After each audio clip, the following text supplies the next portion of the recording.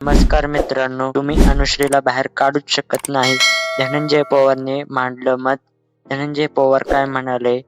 Big boss Marathi 6 जसं सुरू झालं तेव्हापासून अनुश्री माने हे नाव चर्चेत आहे. कधी तिला ट्रोल केलं गेलं, कधी तिच्यावर मीम्स बनले. अनेक जण तिच्यावर हसले, तर कधी तिच्या गेमचं कौतुकही झालं. अनुश्रीचं वागणं अनेकांना सुरुवातीला पटलं नव्हतं, तर अजूनही काहींना पटत नाही.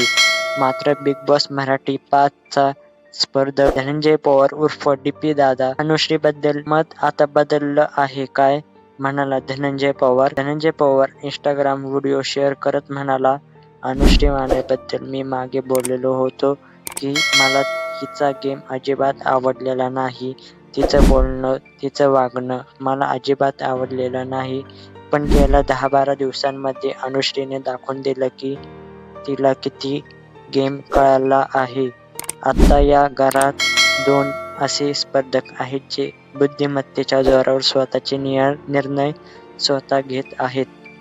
ते म्हणजे विशाल आणि अनुश्री. तुम्ही अनुश्रीला बाहेर काढू शकत नाही. बाई चालता बोलता कंटेंट आहे. त्या राखीला अजून थोडे दिवस ठेवा. राखीला सुद्धा अनुश्री माने खाऊन टाकेल, घेऊन टाकेल. चर्चाच नाही. या आठवड्यात राखी सावंत घरात मनोरंजन करायला आली आहे. अनुश्री राखीलाही पुरून उरत आहे.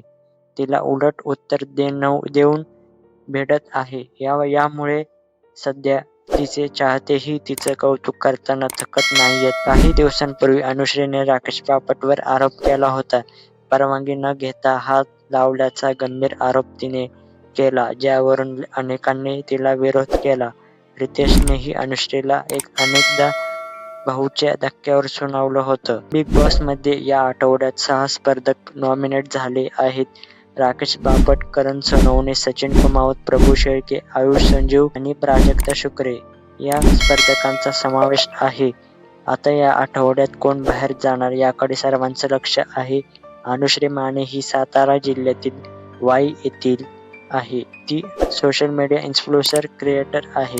याआधी अनुश्री चल भावा सिडीत या रिएलिटी शोमध्ये दिसली होती. 2 वर्षांपूर्वी तिच्या अफेअरचीही सोशल मीडियावर चर्चा होती. बहिणीच्या दिल्यासोबत तिचं रिलेशनशिप होतं.